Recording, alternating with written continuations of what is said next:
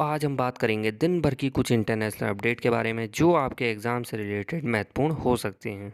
सबसे पहली जो अपडेट आ रही है वो आ रही है अमेरिका से। Meet Aruna Miller, first ever Indian American to hold office in Maryland. तो अरुणा मिलर जो कि मैरीलैंड में पद संभालने वाली पहली भारतीय अमेरिकी बन चुकी हैं।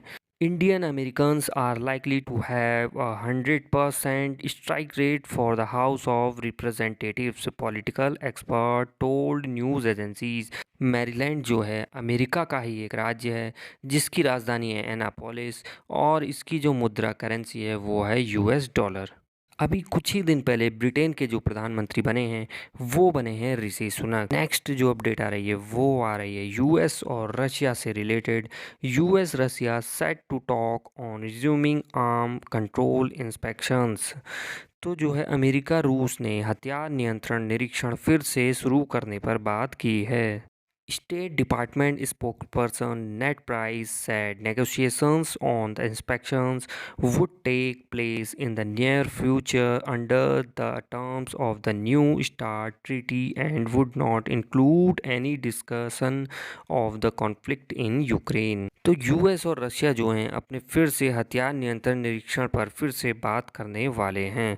तो हाल ही में जो है आपने देखा होगा रूस और यूक्रेन का जो युद्ध चल रहा है उसमें काफ़ी ज़्यादा भीषण परिणाम देखने को मिल रहे हैं। नेक्स्ट जो अपडेट है वो भी आ रही है यूएस से। At $16.7 billion mid term elections 2022 are the most expensive in US history. तो $16.7 बिलियन में मध्यावधि चुनाव 2022 अमेरिकी इतिहास में सबसे महंगे हैं। तो हाल ही में आपको पता होगा अमेरिका में जो है मध्यावधि चुनाव चल रहे हैं जिसमें कि $16.7 बिलियन खर्च करने की बात की गई है। US mid term elections spending on federal elections alone has already exceeded the 2018 mid term spending records. 2022 के जो मध्यावधि चुनाव हैं वो अमेरिकी इतिहास के सबसे महंगे चुनाव साबित हुए हैं इस बार। नेक्स्ट जो अपडेट है वो आ रही है आईएमएफ से। IMF to provide $4.5 billion support package to Bangladesh. तो आईएमएफ क्या करने वाला है? आईएमएफ बांग्लादेश को $4.5 बिलियन का सहायता पैकेज प्रदान करने वाला है क्योंकि बांग्लादेश में फिर से एक बार इन्फ्लेशन रेट, प्राइस हाइक और बहुत ज़्यादा टैक्स बढ़ रहे हैं धीरे धीरे क्योंकि वहाँ की जो महंगाई है वो दिन प्रतिदिन बढ़ती जा रही है।